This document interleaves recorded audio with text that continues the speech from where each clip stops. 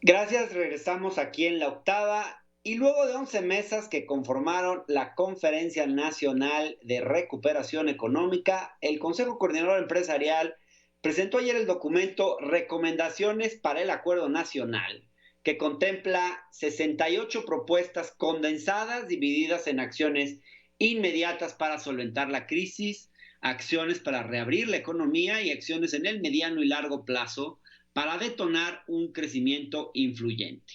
Algunas de las propuestas incluyen crear un Consejo de Emergencia Económica similar a la estructura del Consejo de Salubridad General, homologar la definición de sectores esenciales con Estados Unidos y Canadá, incrementar la deuda en un rango de entre el 0.5 y el 5% del Producto Interno Bruto, diferir obligaciones fiscales como el pago del ISR y el IVA en los sectores vulnerables y postergar el cobro de cuotas obrero-patronales. Para comentar este tema me voy a enlazar ahora con Simón Levy, que es emprendedor, economista y es alguien además que ha estado cerca de la 4T. Muchas buenas noches, Simón, ¿cómo estás? Hola Hernán, me da mucho gusto saludarte a ti y a toda la gente que nos está escuchando y viendo. No, igualmente, Simón.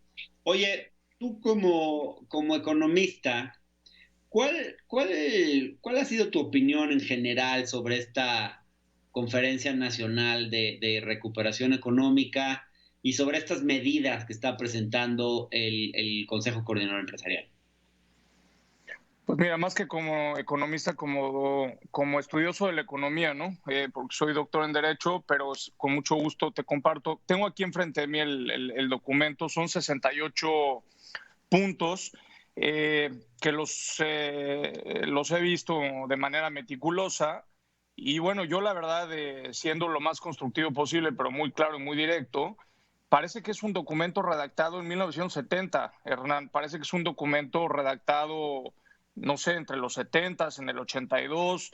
Es un documento de buenas intenciones, de muchos qués y de pocos cómo, en donde no hay muy buenos deseos, muy buenas intenciones, pero con las mismas recetas del pasado, hablando mucho de lo que el gobierno solamente tiene que hacer. Mira, por ejemplo, en la parte final, Hernán, hablan mucho de fortalecer el Estado de Derecho. Yo he sido de los primeros en que desde hace varias semanas, incluso hace 2 meses y medio, puse y escribí que México iba a vivir la peor depresión económica desde 1914. Te estoy hablando de un menos 14% aproximadamente en 1914. Entonces, o sea, quiero empezar diciéndote que dimensiono perfectamente lo que estamos viviendo e incluso he hecho algunos señalamientos propositivos de cómo reorientar el gasto. Pero regresando al punto, me da mucho la atención que el Consejo Coordinador Empresarial está hablando de fortalecer el Estado de Derecho, pero para fortalecer el Estado de Derecho, así como estamos muchos de acuerdo en que el asistencialismo no mitiga la pobreza, pero tampoco subsidiando a los grandes corporativos con la enorme cantidad de impuestos que se deben, pues tampoco se acelera la economía. Entonces, yo no veo una actitud bilateral del sector empresarial del país porque una de las acciones del fortalecimiento del Estado de Derecho sea que paguen los impuestos que deben. Yo creo que ese es el primer punto en donde, oye, pues le pides al gobierno, pero también te comprometes. Es un tema bilateral, ¿no? Por un lado. Por el otro lado, me parece, ¿y por qué te digo que es un documento de los 70, fines de los 70 y de los 80? Primero porque el turismo representa o representaba, evidentemente este año ya no lo va a ser así, pero representa el 8.9% del Producto Interno Bruto del país y solamente hay un pequeñito punto del turismo que se aborda en donde ya se hace el tema del tianguis turístico y hablan de fortalecer el tema del tianguis turístico, ¿no? Entonces, yo no le veo una importancia como la tiene el turismo mexicano. Y otro punto también muy importante es, no se habla de la importancia del desarrollo regional, no se habla de la necesidad de evolucionar la maquiladora, Hernán. La maquiladora, para quienes nos están viendo y nos están escuchando, pues fue una institución muy importante para la productividad, para la política industrial y para el mercado interno del país, pero necesita evolucionar porque México se vendió, como lo he dicho muchas veces, como un mercado y además de manera muy orgullosa, como un mercado de mano de obra barata, cuando hoy por hoy lo que genera riqueza pública y privada, Hernán, son los ecosistemas de competitividad. Mientras la maquiladora no evolucione, pues no vamos a generar verdaderamente crecimiento económico, que es lo que ellos están, y todos estamos de acuerdo, o la mayoría estamos de acuerdo, que México necesita tener crecimiento económico para poder tener desarrollo. Y Claro, finalmente, digo, hay muchos puntos, ¿no? sí, déjame detenerte en un punto particular, que es el que tiene que ver con la idea de tomar deuda. Han sido muy insistentes, la cúpula empresarial han sido muy insistentes en esto Exacto. y están planteando tomar deuda en un rango de 0.5 a un 5% del PIB. Y están argumentando que al final esto va a ayudar porque si tomas deuda, al final, en el largo plazo, la relación deuda-PIB va a ser, no aumentaría significativamente y en esta coyuntura es imprescindible. Pero tú has sido siempre un enemigo del endeudamiento, escribiste un libro que se llama Crecer sin deuda. Entonces, por eso justamente te quería preguntar si tú ves imprescindible este endeudamiento o si se puede sobrellevar la situación actual sin recurrir a la deuda. Bueno, mira, por eso también te decía que es un documento que veo de los 80s y definitivamente no. Y hay un error claro, que el otro día también el Reforma se equivocaron en la sección de negocios y el Consejo Coordinador Empresarial se equivoca también. Mira, la deuda ya aumentó, Hernán. ¿Por qué? Porque la deuda puede aumentar de dos maneras. Una, contratando más deuda, porque acuérdate que la deuda se mide en proporción del Producto Interno Bruto. Entonces, la deuda puede crecer por dos maneras, por contratar mayor deuda pública o dos, por tener un menor crecimiento económico y entonces al tener un menor crecimiento económico, la ratio, la proporción de la deuda pública crece, que estamos en este supuesto. México decreció el año pasado, este año va a decrecer y vamos a pasar del 45.5, Hernán, en proporción que teníamos de deuda pública, a cerca del 49 o hasta el 51%, si no es que mucho más, ¿no? Entonces, la deuda pública ya creció. Uno. Dos, de ninguna manera es positivo ni se necesita. Al PIB, quieres decir, ¿verdad? Exactamente, en proporción del PIB, derivado de que hay un menor crecimiento económico. Entonces, imagínate si les hacemos caso al Consejo Coordinador Empresarial, la proporción de endeudamiento va a ir muchísimo más allá, pero eso no es lo importante. Si nosotros contratáramos deuda, como ellos dicen, nada más déjame te doy un dato. Ahorita los niños que todavía no han nacido, los bebés que no han nacido, ya están debiendo antes de nacer 100,000 pesos. Cada mexicano ya debe 100,000 pesos de la deuda pública que tenemos. Todavía nos faltan alrededor de 30 años para pagar la parte, digamos, de los costos financieros del FOBAPROA, nada más del tema de los costos financieros. Entonces, la respuesta es no, no es vía el endeudamiento.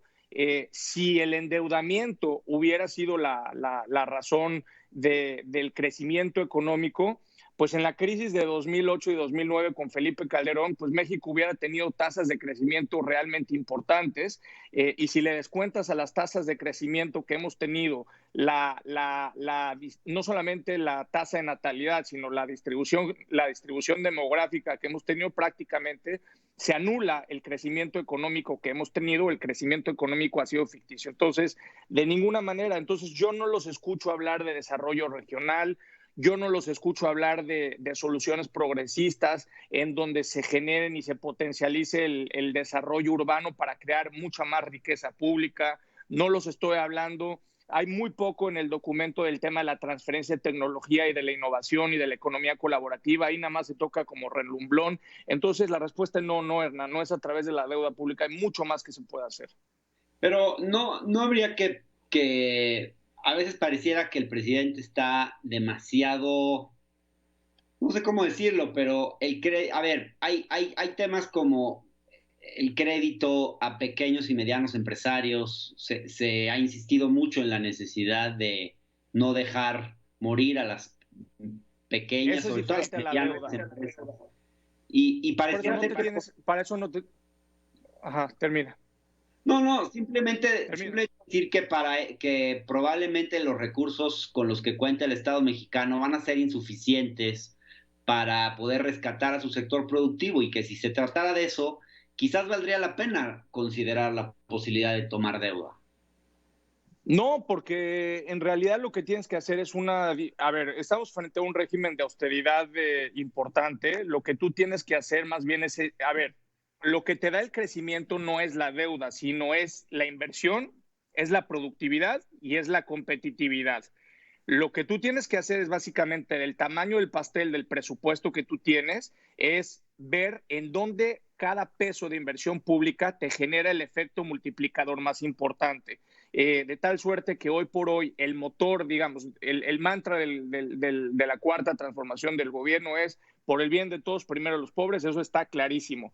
Pero el motor económico son las clases medias y sobre todo las micro, pequeñas y medianas empresas. Entonces, lo que yo he venido proponiendo y lo que he venido argumentando es que es muy importante que proyectos de infraestructura pública, en los cuales, por ejemplo, yo he defendido públicamente mucho, como el Tren Maya, en el cual estoy absolutamente a favor de un proyecto de infraestructura que integra el producto turístico, pero si tú ese proyecto de inversión pública, como es el Tren Maya, reorientas el presupuesto público y lo diriges en este momento a la inversión de las micro, pequeñas y medianas empresas, por ejemplo, del sector turístico, Hernán, te genera y te dispara un efecto multiplicador mucho más importante. Entonces, ahí no necesitas contratar deuda pública, ahí tienes el dinero del DNR, del derecho de no residente, que es el dinero que entra al país de los turistas que han entrado a nuestro país. En eso puedes invertirlo, pero en eso no tienes que contratar deuda pública, es simplemente entender hacia dónde se genera el efecto multiplicador. Y en ese sentido, lo que tú tienes que entender es dos cosas. ¿Cuáles son las fuentes más importantes de ingresos que tiene el gobierno? Hoy prácticamente de las tres más importantes, solamente una ha repuntado. La primera son las remesas, que es la que ha repuntado. Los precios del petróleo se han caído y prácticamente el turismo se ha caído. Entonces, lo que tú tienes que hacer es para generar, digamos, recaudación, que es, digamos, el ingreso fundamental del gobierno, necesitas potenciar la vida productiva del país a las micro, pequeñas y medianas empresas. Y por eso te insisto tanto en el sector del turismo. Entonces, cada peso invertido en una obra de infraestructura y a invertirlo en recuperar en transferencias sociales, no solamente a las personas, sino a las empresas, a las micro, pequeñas y medianas empresas, pues te genera mucho más importantes efectos multiplicadores. ¿Y crees, Simón, que las medidas que está tomando este gobierno a favor de las medianas y pequeñas empresas son suficientes? No son suficientes, son iniciales, pero no son suficientes. Pero en una escala del 1 al 10, ¿qué calificación les darías? Que a las medidas para las pequeñas y medianas empresas, Sí, 4. 4. O sea, quedas reprobado.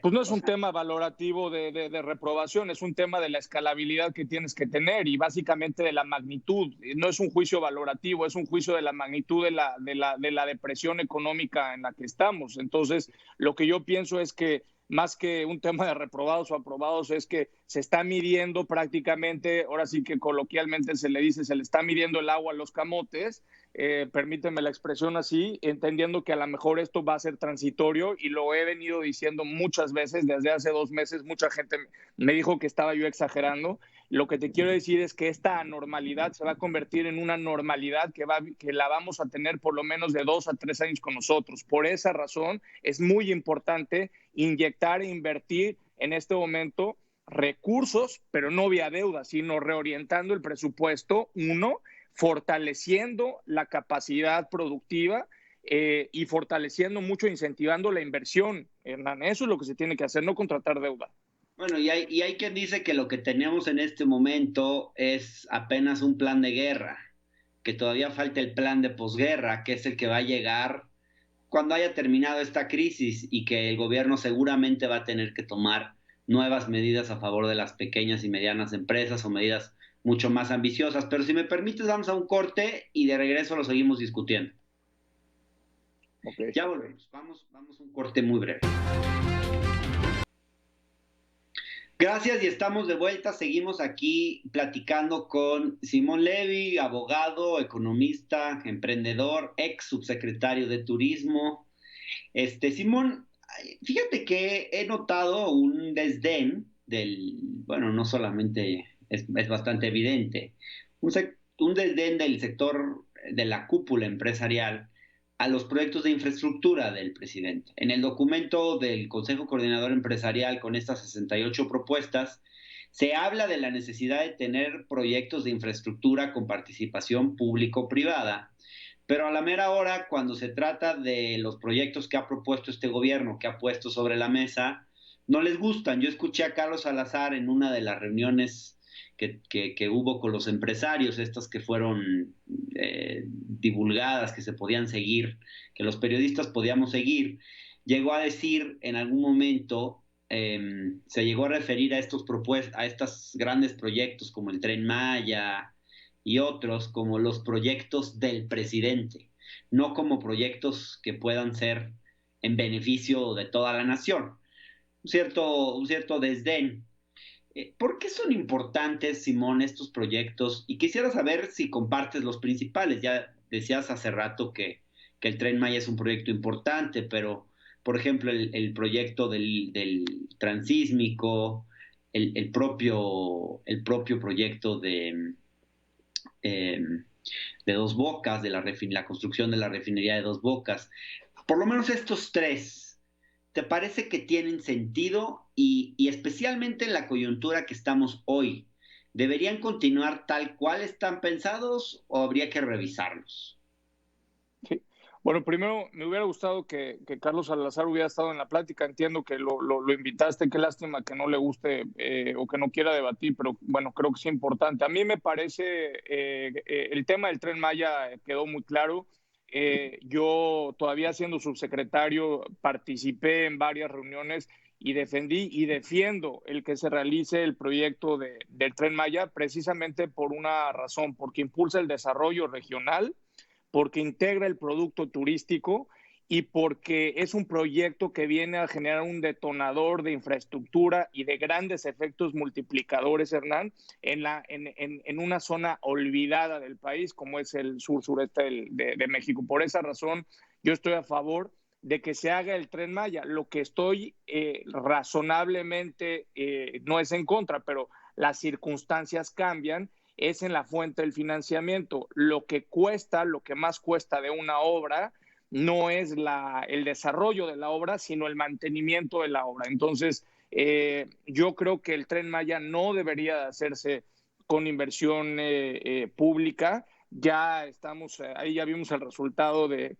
los dos primeros tramos. Está Slim, y por el otro lado está un grupo que a mí me llama mucho la atención porque es una de las empresas que más se vio beneficiada con el gobierno de Enrique Peña Nieto, Motengil, y que está, digamos, consorciada con una empresa china. Pero bueno, pues yo creo que si alguien es honesto, si alguien es transparente y si alguien está haciendo bien las cosas, para mí es Rogelio Jiménez Pons y todo su equipo. A mí me parece que hay una absoluta honestidad en ellos. Entonces yo en ese proyecto estoy a favor, ¿no?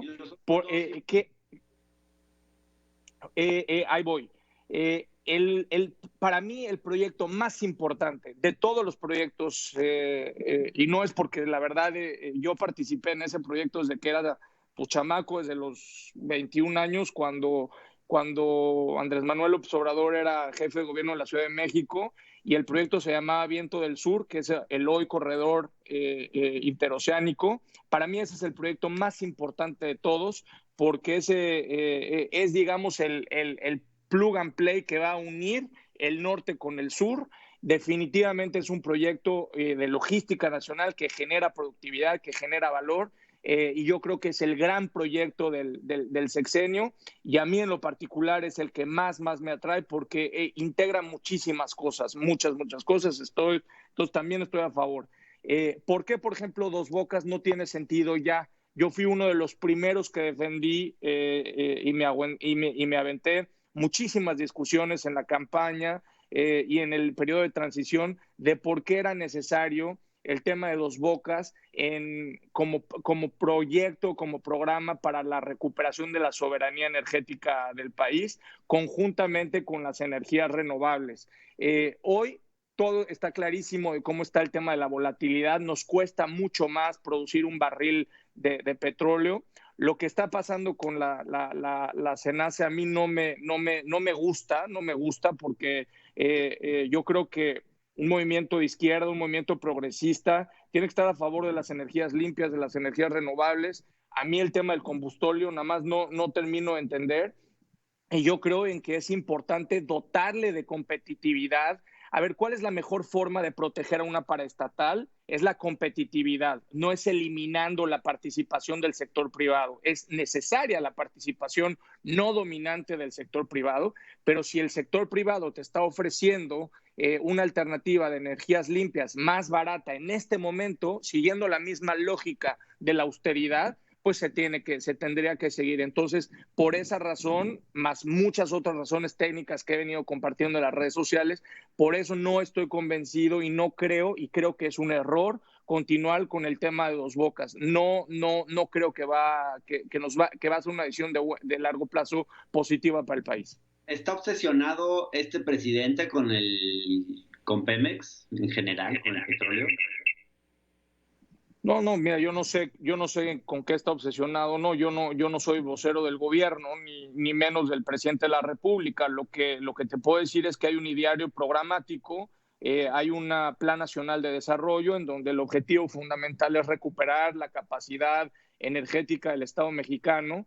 A ver, lo que está pasando con Pemex es resultado de la tragedia de la reforma energética, ¿no? Y yo creo, si me permites, y lo comento, la más importante reforma que Pemex hoy tendría que estar haciendo no es un tema de productividad, Hernán, es un tema de el cáncer más grande que tiene la paraestatal, que es el tema, digamos, del sindicato que tiene ahí metido. Y yo no veo ahí nada, por ejemplo. Entonces, yo no sé dónde esté la obsesión o no. Yo estoy convencido en que Pemex tiene que ser, digamos, una paraestatal importante. Yo creo que Pemex se terminará convirtiendo en Solmex. Ya vimos ahí un artículo muy interesante del titular de Semarnat, hablando de la transformación de las gasolineras en solineras, pero no sé, yo no estoy en la mente del presidente de la República y al final de cuentas hay un programa y como tú lo dijiste, no es del presidente, es el Plan Nacional de Desarrollo. El objetivo de garantizar la autosuficiencia energética, ¿te hace sentido a ti? Tenía sentido y antes del tema del COVID, yo creo que más que la autosuficiencia energética, lo que tenemos que tener es la competitividad en la cadena de valor de los energéticos y al final de cuentas no depender, digamos, de los organismos internacionales. Entonces yo te diría hoy, si tus ingresos petroleros están cayendo y eso te está orillando a que el Fondo Monetario Internacional, el Banco Mundial y las instituciones occidentales te empiecen a empujar y a presionar para el tema de contratar deuda, entonces, ¿cómo le haces para generar más ingresos y endeudarte menos? Encontrar nuevas fuentes y alternativas de ingresos, ¿no?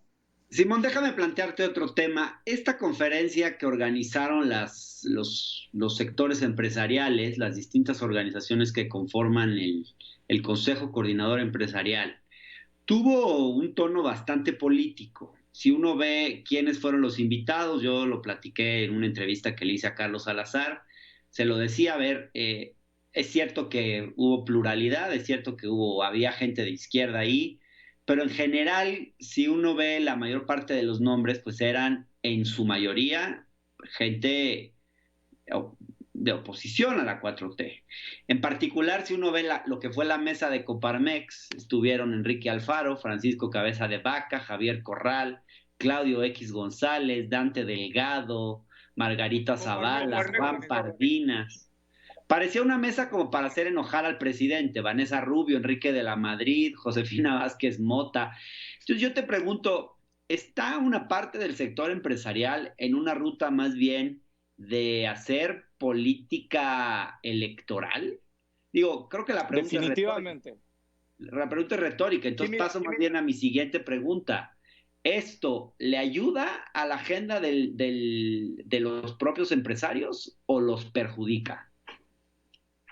a ver, yo soy de los primeros en defender siempre al sector empresarial, Hernán, porque la iniciativa privada es necesaria en el motor del desarrollo y en el motor del crecimiento económico y en el motor de la inversión. Pero, como dice el presidente de la República, ¿no? Vamos a quitar fuera máscaras, ¿no? Y que quede muy claro. Yo, por ejemplo, en el tema de la Coparmex, por favor, escoger a un vocero como el señor Lozano, habiendo miles y miles y miles de empresarios honestos, innovadores, emprendedores, como un vocero, un político en lugar de un empresario. Entonces, me parece que en realidad, en lugar de empresarios, están queriendo convertir en embrionarios de un mini partido político cuando ellos están pidiendo unión. Yo estoy de acuerdo que hoy es momento de unir al país, pero no, o sea, se nota una polaridad, se nota básicamente un golpeteo. Y sí, coincido con el comentario que estás diciendo. Yo creo que es un tema yo le llamo el tema de los golpes bajos y una guerra de guerrillas, porque en muchas entrevistas lo he platicado. Este país no ha tenido inversionistas, Hernán, ha tenido en gran parte porque tenemos muchos empresarios honestos, muchos empresarios transparentes, pero este país ha tenido un oligopolio no de inversionistas, sino de rentistas de turno. Pues sí.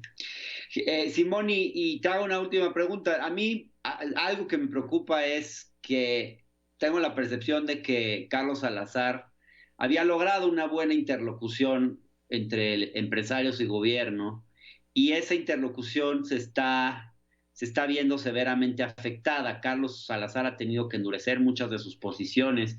Eso al final no es perjudicial tanto para el gobierno como para los empresarios, porque si se rompe esa capacidad de interlocución, al final pues el riesgo es que se fortalezcan algunos de los sectores más duros, precisamente como estos que mencionábamos hace un momento, que están más bien en una ruta de politización, de hacer de los organismos empresariales espacios de trabajo de oposición político-partidista. Bueno, mira, yo creo que durante el primer año vivimos una ficción en donde, como la canción, le decían que sí al presidente, pero no le decían cuándo, ¿no? Entonces vimos actos de gobierno muy pomposos. Yo todavía era subsecretario de Turismo, me tocó ver varios acuerdos, varias firmas. Entonces era sí, sí, sí a la inversión, pero no era cuándo, ¿no? Entonces nos pasamos en acuerditis y acuerditis y acuerditis, pero pues nada más no venía inversión. Y por eso yo la verdad critico este documento, porque a mí me parece que no hay una claridad, no hay un deseo, y yo te lo digo con absoluta claridad, y perdón que lo vuelvo a insistir, pero ¿cuál es la diferencia entre inversionistas y rentistas de turno? Todo el motor del desarrollo económico del país no era la inversión. Los empresarios en su gran mayoría que tuvieron acuerdos con el gobierno, los empresarios orgánicos no invirtieron capital de riesgo, todo era deuda, lavado de deuda y pagos de favores. Entonces, tienen que entender básicamente que esto ya cambió, no puede seguir sucediendo, tienen que ser resilientes, están pidiendo que el gobierno cambie, pero ellos no quieren cambiar, no entienden la nueva realidad. Y yo te pronostico que van a venir nuevas organizaciones empresariales. Para mí está rota la comunicación. Hoy lo vimos en la mañana, digo, yo no vi la mañanera, pero está muy clara, forma es fondo. El presidente degradó o bajó, digamos, el tema de la comunicación del CCE a la Secretaría de Economía. Ni siquiera ya al jefe de la oficina de la Presidencia de la República. Es un tema importante, muy importante de forma. Y yo creo que la comunicación está rota. Yo no veo un liderazgo tampoco de Carlos Salazar. Hay un canibalismo muy fuerte adentro del CCE.